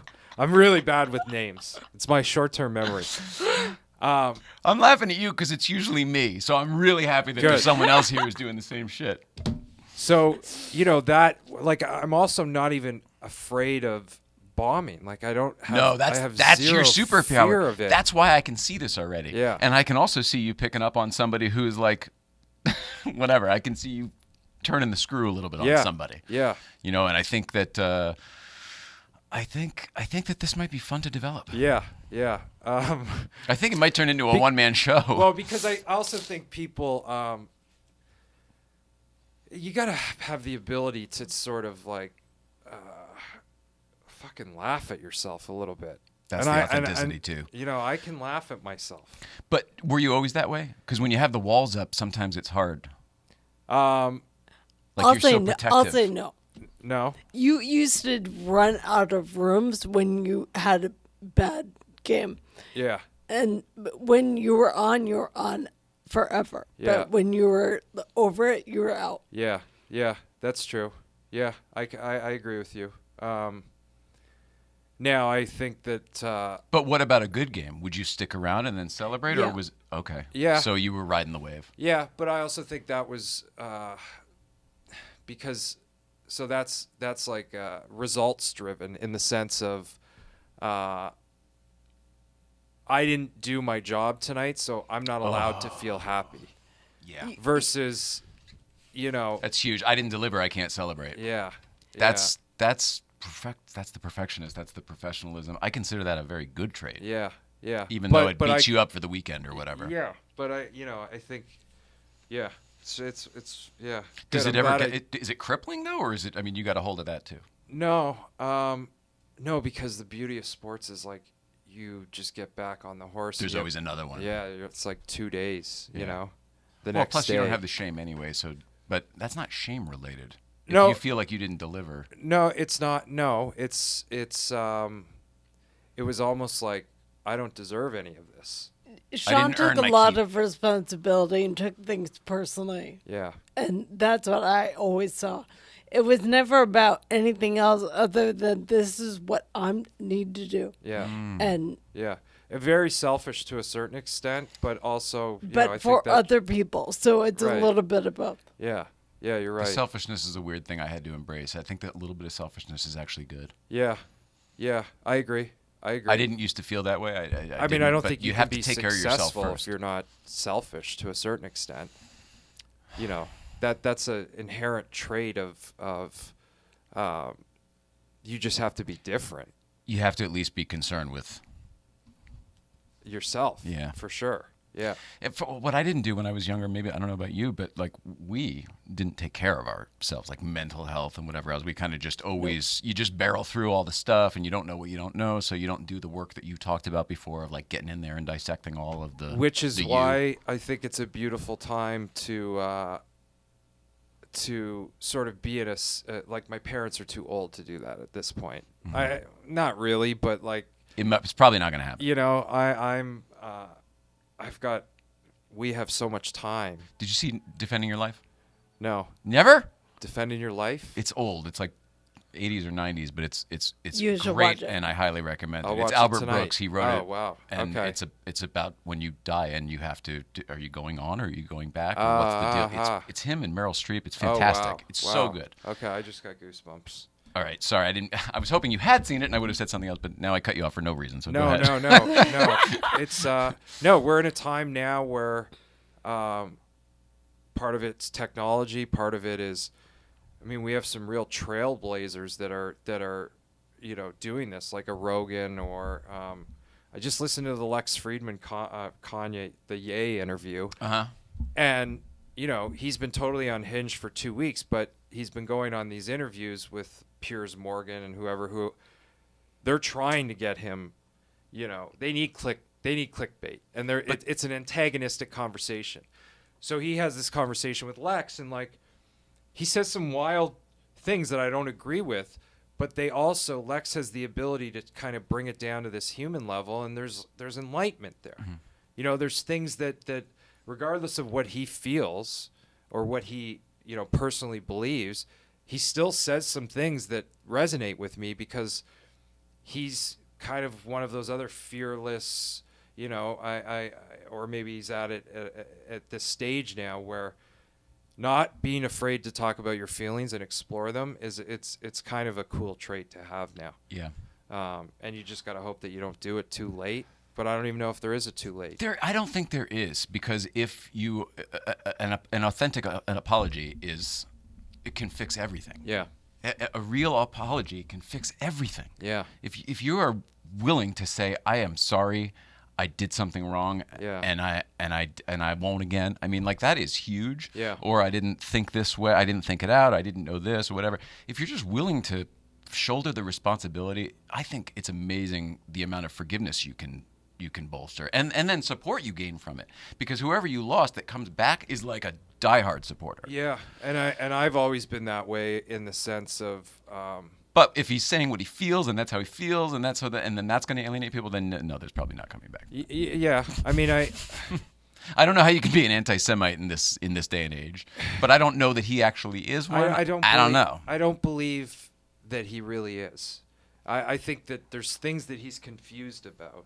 Because he also says in the same breath that he's Jewish. So it's like, right. You know, it's kind of, so when it gets into that noise, that doesn't resonate with me, because I also, like, personally, I don't care who you are. I don't care what color you are. I don't care who you love. Mm-hmm. Like, I don't really care what you do as long as you don't try and influence other people. Yeah. I mean, I respect, and I hope that there's a connection. Do whatever you need to do to make you happy, as long as it doesn't affect others. Yeah. Like, I mean, that's like the golden rule as far as I'm concerned. Yeah. I know there is a golden rule. This is maybe two. Well, the rules. It's the silver rule. Yeah, the rules have changed also, though. You're right. You're right about that. The golden rule used to be treat others as you wish to be treated. That doesn't work anymore. No. Nope. People just steamroll you when you're like polite and nice, and they just don't even see you. Yeah. Or people are angry at themselves, and then what they do is, you know, I mean, online or social, like it's they want to be a part of a group, and we're going to do this, and we feel like we can just do it because, you know, I don't know why they feel. Is it time to rise up? Is that what it is? Like, everyone wants to kind of. Yeah, I think everyone has the ability to have a voice now or be a part of a clique. Right. Whereas cliques Tribalism. used to be, tribalism. Yeah, tribalism through technology is crazy. You know? Well, it's so easy because it used to have to be in the same geographical location, but now you can be anywhere on the globe and still get your 5,000 to 5 million followers, whatever. Right. And you know, how much of it is even real? Is like what's. I guess Elon's. I don't understand ones and zeros. I think it's all fake. Yeah. I to a certain extent do also, because I also don't think that people, even the real people, aren't saying what they really want to say. Because they're Nobody afraid. you want to hear from. No. Yeah. Yep. Yeah, you're right. There's a lot of people saying stuff. Yeah, stuff. A lot of stuff being said. The people you want to hear from are gone. They're radio That silent. makes me so sad that I think Yep. you might be right. That bums me out. And I don't mean like Walter Cronkite and stuff like that. I just mean like credible sources. People that we all trust. I The Lettermans of the constant- world. You know, there was a constantly- period where we sorry, go ahead. I constantly go to the no one knows what to say right now because they want to have a conversation, but some bites are so short, and that's what gets picked up. Yeah. That it stops any progress from happening. Yeah. Well, isn't it interesting that the people that we're talking about that dominate the news cycle are actually not really the traditional people, like the you know the Brad Pitts or whoever the big stars are. I mean, you don't hear them say anything anymore. Oh, the 20 Million Club, that Yeah, whole thing. I mean, No one. That's no, just no. like radio silence. But now there's this underground sort of movement of some of these comedians who are kind of just said, whatever, we don't care. Mm-hmm. Or I guess Hollywood is still sort of that untouchable space where everyone's still really just too afraid to do anything or say anything. It's a big machine, man. Yeah. I mean, it's a big machine. Yeah. I mean, if you do anything to delicately imbalance that machine, people form grudges and they are hurt and they are upset about it because it costs money and blah, blah, blah. I mean, it's so business. Yeah. I think people don't really realize how show business is. Yeah. There's very little of the lights and curtains anymore. Do you guys watch Yellowstone? No, I've heard good things though. Yeah, I mean, the only reason I bring it up is because Taylor Sheridan's sort of this like outlier in the business who I think he's making shows for people that like authentic stuff, right? They don't want to see a certain storyline pushed down their throat because it needs to be checked off a quota box. Right. That's what it is. It's the metrics. And, so it's interesting that, and this guy's like on fire. He basically owns a network as far as from a content standpoint. But, yeah, I'm on. That's why I've been in Baltimore. I've been doing this show called Lioness that he has. But like, I also think he might be the only person that I could work for in network television. Yeah. Like that might be the only one that I can, so it's just very, all these things are kind of brewing and happening with all these different people. And I think it just comes back to authenticity is going to win in the end. And you have to just be you. You can't stop doing what you've been doing all of this time. Yeah. No, I know. I just, I can be a little bit, smarter with it. We all can. So that's your lesson. So Yeah. there's Yeah. your homework. That's what I'm working there's on. your homework. Yeah. It's a lot. I never had a class assignment that was this dense. I never had one I was interested in doing. This Yeah, one, you're at least, right. I'm interested in Yeah, doing. You're right. How's Andy Cohen? He's good. I was just texting. I actually just introduced him to a hairdresser who cuts my hair out here as a potential romantic flame. Oh. Under the guise of a haircut. Oh, I see. Let's So- start with a haircut and see where it goes. Yeah.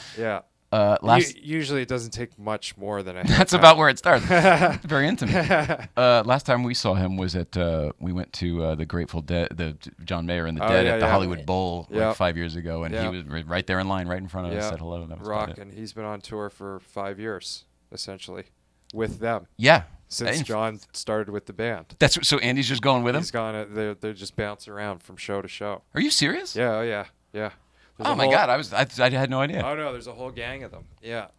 I'm a Fish fan, so like I didn't the Dead, and I like John. I know John, and he's great. And those two are like. But John has taken Andy from me to a certain extent. Okay, they have romance has moved over. Oh no! Yeah, well, he started. Do you have a singing- comment you want to make on No, that, Sean? No, I love it. He's they started singing Dead songs, and that was it. That was the end of it. I'm sorry, I was trying to lead you into a very bad situation. No, I got it. But no, he's good. What He's about good. Jimmy Jelinek? You know Jimmy Jelinek? I know Jimmy. That's hilarious. He's Yeah. been here a couple times. Really? Yeah. We think he's hilarious. Yeah. He's like all over the place. Like I don't know who he is. I don't know what he is. She got him here one time when it was just a dining He's room like table. And what is he doing now? He's always doing something. He's a creative. Yeah. He's a creative. Yeah. He's a wild I dude. think yeah. he's like a wicked creative. Yeah. Are you into cars at all? Or you just have cars because they're I things have to do? cars but I'll tell you, when we got out here, we moved out here from New York, I got a motorcycle. And I was never like a motorcycle guy, but Harley Davidson has an electric motorcycle now. Livewire. The Livewire. That is fierce. So I got a Livewire, and because I didn't want something hot, I didn't want to ride a bike that was hot. And I also didn't want to ride a bike that I had to change gears. Mm-hmm. No gears. There's no vibration. Nothing. That thing's amazing. You just turn it on and you go. It's like Tron. You remember the Stiglitz dad brought one up to the Breakfast Club that That's what he time, brought and up? when he peeled out of there, it was like yip, yip, yip, yip, yip, yip, Yeah. the whole way out of there because it's so fast. It's so fast. I have it turned down so that all I do is use it as like a cruiser because you can lane Round town split. scooter? Yeah. That's really essentially what traffic. it is. No traffic. But other than that, no, not really. A car guy. Yeah. What else? I don't know. Joan. Oh, Dancing with the Stars. Yeah, dancing. So I'll tell you. I remember all of that because No. we had the company at the time. I'll tell you, and it's, man, my life is so serendipitous, okay? So me doing Dancing with the Stars was the smartest, best decision that we ever made or I ever made or whoever Ultimately made it. you, but we were pushing pretty hard on that one. And what's funny is, like, it was a disaster. Like, Well, it was exactly what you predicted it would be, actually. It was just crash and I burn. blame you for I that. fought everyone, the producers, like everything about it.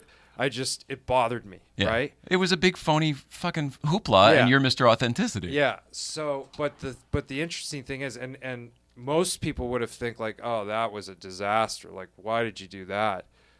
It was the best thing I ever did because Valerie Papsadera was one of the executive producers on the show, and she was the only person that I got along with on the show. And her husband is a guy by the name of John Papsadera, who has now cast me in just my second Christopher Nolan movie. He's the only casting director that basically casts me at this point. Still, if he's putting you in Nolan movies, that's pretty good. He just put me in this Taylor Sheridan show. Wow. I just did a table read for the new Cameron Diaz, Jamie Foxx movie. She's coming out of retirement. John. So I would have never have known John if I hadn't have done Dancing with the Stars. And I also, we're still friends. Like, I love them, the two of them. But that was the thing that gave me the ability. Like, it was just part of the puzzle, but a big, important piece. But one that you couldn't see at the time because that was not something you wanted to do. You Never. fought me on that for months. Months. Yeah. So long. Well, we said no. Well, I actually, think, more than a the year season because before. that's what I was Yeah. going to say. Yeah. Yeah. And, We said no, and then it came back, and it was like a whole and I was, conversation. I Yep. remember like I had to go back to do like the wrap up show, and I just sat in my trailer. The live at the end of the Yeah, season. and I didn't come out. I just didn't even come out of my trailer. And this was very rare for them. Because most of the time, people that were on that show were really excited about being on the To show. be there, yeah. And I was in the beginning until they ran a package. The package that they ran pissed me off, and then You that was it. hated it, and they called me I have every it- day to bitch. I have it here in quotes. The bad boy of NHL. Yeah, Is it that was what like it was? some They stupid positioned thing. you as the bad It boy was of some the NHL. stupid thing that they did, and but it was the best disaster that I've ever been through. Because and it's not even a disaster. It was just great. I'm so thankful that I did it. The cool thing is that show is still on the air. Yeah. So if you tell people I was on Dancing with it, like that's still kind of a thing to people. Not Well, now that you it's on care. Disney. Now it's on Disney Plus. Oh, was that better or worse? I don't know. what that- I don't know. So it's not Well, on the television only anymore. reason- Is that what you're saying? Yeah. Oh, okay. But I mean, I don't even know what television is anymore. I still watch it, but I'm old. I know. I do too. I watch it on my phone, like DirecTV Stream, the app. And because I like watching Jeopardy and like shows that I guess I could go on demand it at Hulu, but I don't know.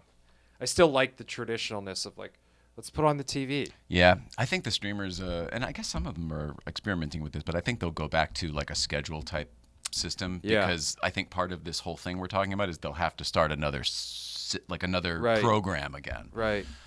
And it'll have to be something, some enlightened version of television on the internet or whatever it is. I agree. But, we're getting kind of idiocracy out there, and we kind of got to move the needle back a little bit as well. So yeah. Did you hear about the 10 o'clock no more talk show time, or prime time? Well, is it official? Did that happen? Because NBC was looking at it, right? All the networks. Not all. CBS said they said you'll take our 10 o'clock from our cold dead hands. Yep, except CBS. But the other ones I read banded together to be like, enough's enough.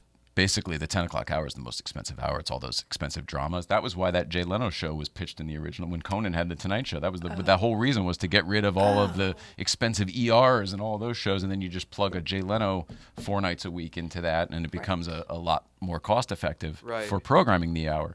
But being that the dramas came back and they're all really expensive, they're looking to save some. I mean, they already sold all of the property. Television's so dead. Every studio lot has been sold. TV City is under lease now. CBS doesn't own it. Somebody else does. Radford got sold.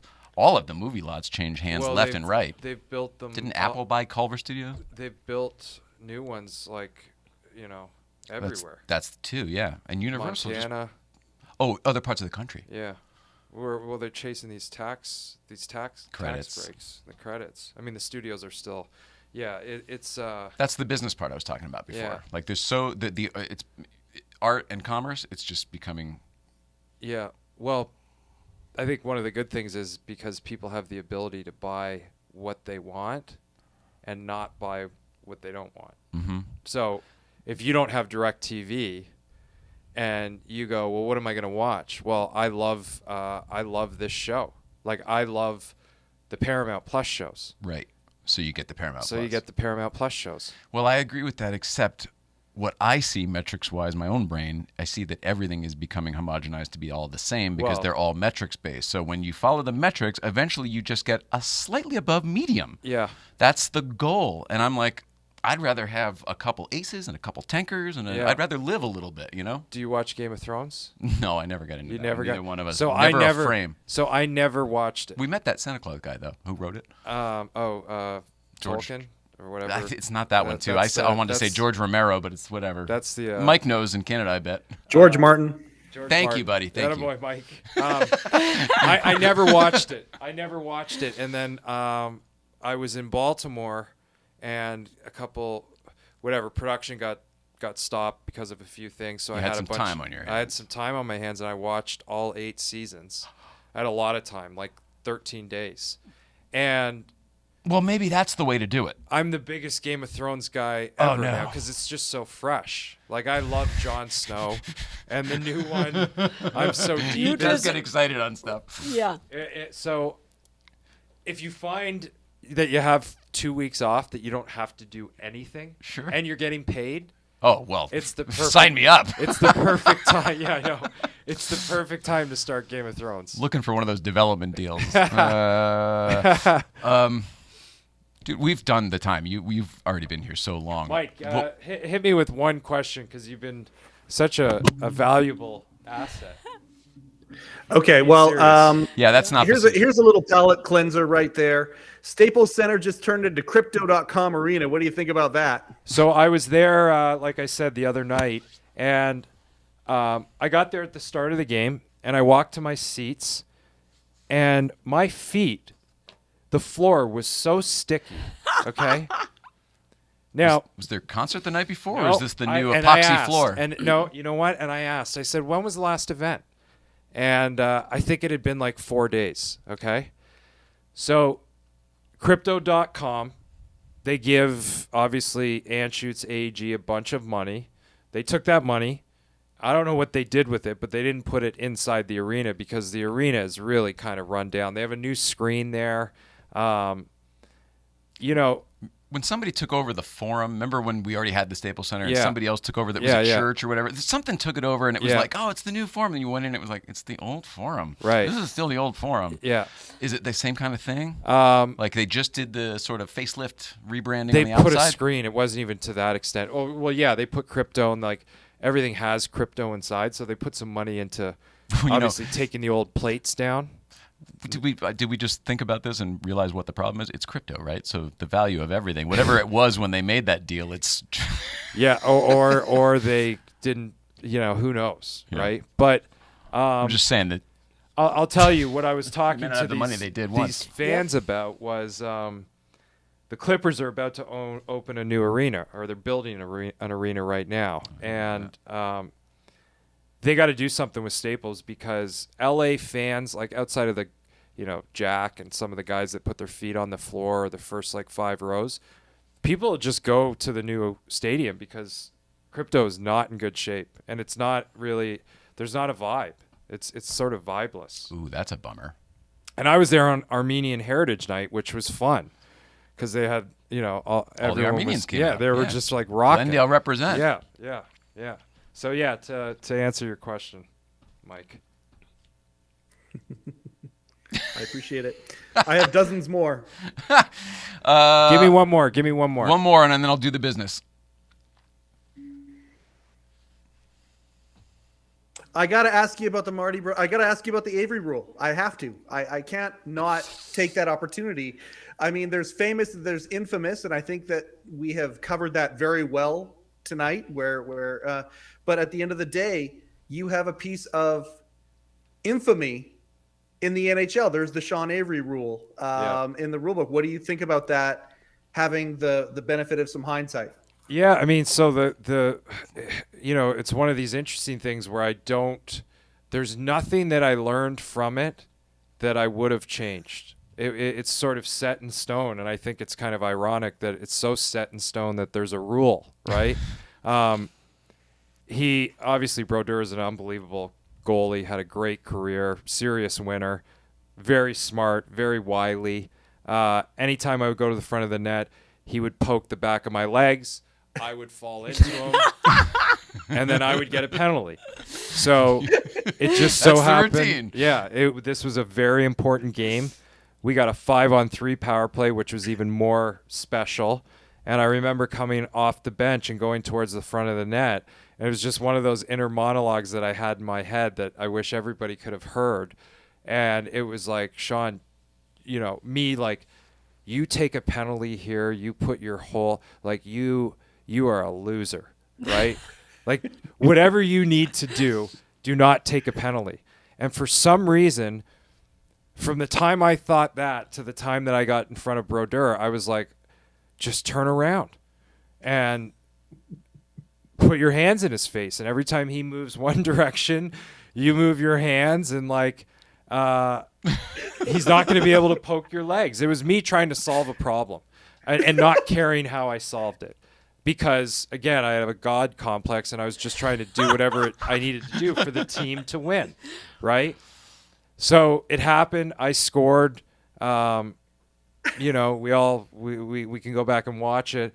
I went to bed that night, and I woke up the next morning, and they had changed the rule, which, was one, illegal because they can only change the rules in the summer. Caesars, off season. With the approval of the Players Association. Like, there were so many, but I think everyone was just like, change that rule right now, because if you don't, he's going to keep He's going to do it. this every single time. Right. And they're in the playoffs, and this is going to turn into something that we don't, so.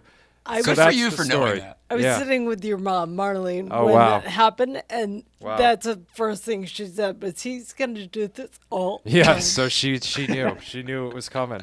So, good on them that they made that decision. I'm thankful. And as you said, infamy, Yeah, that is pretty cool because it will it outlasts your playing days. Yeah.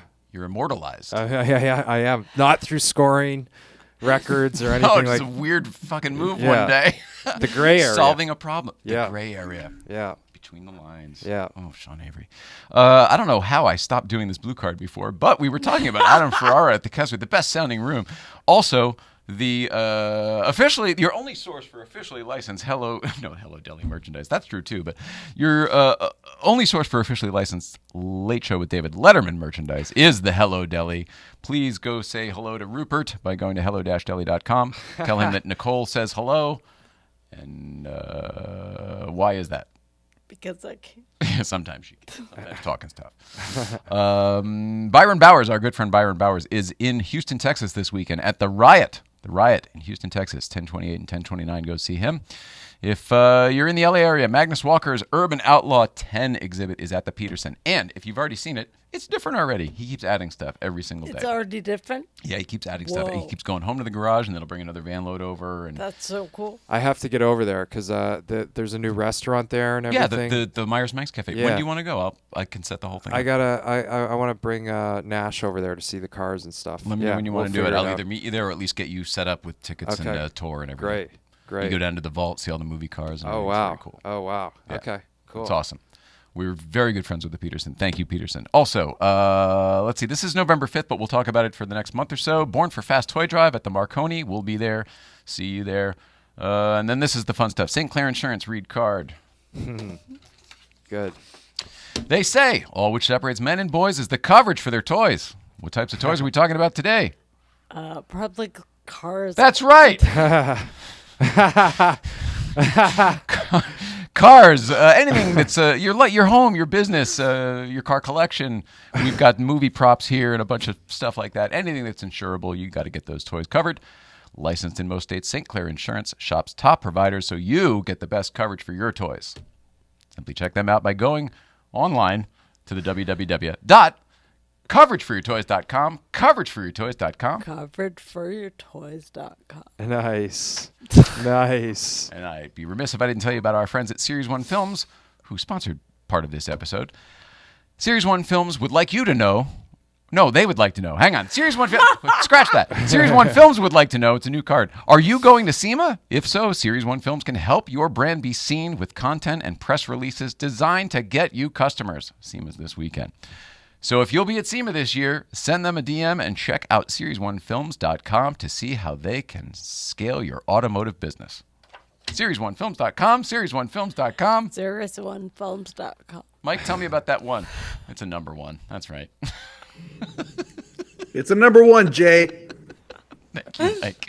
You really have been the ace in the hole tonight. I appreciate that. Yeah. You're really Good coming pull. on strong. Good find. We've done it. We've done all the stuff. We've done all our obligations. How do you feel? I feel great, and I feel even better that you are one of the authentic ones who does his ad reads live. Oh, yeah, I can't. I can't. I have to do all of this live. Otherwise, Yeah. it's too much. No, but most people don't. Yeah. You know, they record it and then they splice it in, or That's why we ended up doing that little ahead of show thing where I'm like, hey, Sean Avery's here. Because usually you do that stuff afterwards. And I'm like, when the show's done, I'm done. Let's get out of here. Yeah. So I agree. celebrate with the team. This was great. Thanks for being here, I buddy. appreciate it. I'll But be you'll back. come back for Nostalgia Night. Absolutely. Also, if you're just around the Absolutely. corner, Can't wait. Yeah. we can do any kind of talks. Because clearly we can talk about anything. Yeah. Except cars. All right. Now, let's see. What's going on next week? Tomorrow we're at GVBC. Should we bring the Mini or not? I mean, I don't know if I fit in it right yet. Should we bring the I yellow say car? no until you're comfortable. I kind of agree with you. I Yeah. kind of think we'll bring the 911 up tomorrow, and then we'll deal with the Mini next week. And that's where we'll be this weekend. I don't know what's going on other than that. Next week, back here with Sean Bishop on Tuesday, Zach Clapman on Thursday. And those are good shows, good stuff. Yeah. That's it. I love you. I love you. We love you, Sean Avery. I love both Love of you. you I so love much. both of you. Thank Can't you. believe I'm so happy that you're here and Yeah. that you're even in her life. This so is cool. I'm so happy. I mean, hey, listen, you too. You my guys go man. back. You too. This is a beautiful thing. This whole thing is beautiful. It's just wild. This desk. I mean, you were a Letterman guy, weren't you? Absolutely. So do you remember, like, So first I night- did the top 10 twice, and I always got to read number one. Oh, that's right, because they had players on. Yes. So you've been on Letterman. Yes. Oh my God, I totally forgot. Yeah. And So read you did the number one both times? both times. And we had some, Jaromir Jagr, Henrik Lundqvist. Yeah. And we did a couple of We did a skit once. Who was the actor? Chris Elliott. Chris Elliott. We did a Yes. skit with him. Yeah, I know Dave. I know that's Dave. awesome. He's a good dude. Bill Murray wrote. He's in the press these days, but wrote Dave on the desk the first night. And Drew Barrymore stood on this one. This was the one. The birthday desk. Wow, unbelievable. He was just different. He was an OG. You could feel it. Yep. You know. I totally agree. You could feel it, and he was always. You know what I could feel with him? Authenticity. He would take your nervousness and burden it on himself. He had the ability If he to liked you. If he liked you. Yeah, you're right. Because he would also push you down the stairs. Right. Yep. If you were coming in like you knew what was going on and you didn't read the room at all and Yeah. you weren't showing the respect, not to Dave, but to the show and the process. Right. I mean, yeah. Yeah, I could see that. He was I would very have real, loved though. to have seen that. Yeah. I want to host a show with you. All right. I love you. We love you. We love everybody at home. Mike up in Canada, thanks for being so awesome Mike, tonight, thank buddy. you. Couldn't have done this show without Hey, you. thank you. And speaking of which, on the Letterman podcast tomorrow, we have Sue Hum. Oh, buddy, I'm so sorry. So also, he happens to be the host of the Letterman podcast, Okay. which is new. It just started a couple months ago, and he's killing it. The whole staff is all totally involved. He's done most of them. What's it called? The Letterman podcast. Oh, okay, great. Yeah, with Mike Chisholm. Okay. I'll listen. So tomorrow is famed costume designer, and often on-air talent, Sue Hum, which the Letterman channel just put up a compilation of hers just the other day. So you can check that out. Nice work, Mike. Good timing on that, buddy. Well done. Thank you, sir. We get to the bottom of the mystery of Dave's socks. She tells everything about Dave's socks. I love it because they changed over the years. The colors from white to dark to gray to... I love it. Custom made, everybody. Oh, no shit. Wow. There you go. Is that because he had There's your weird tea. feet? We'll find out. Tune into the Letterman podcast tomorrow to find out, folks. We love everybody. Again, I'm going to say it one more time. We love you. Thank you so much. We'll see you next week. He had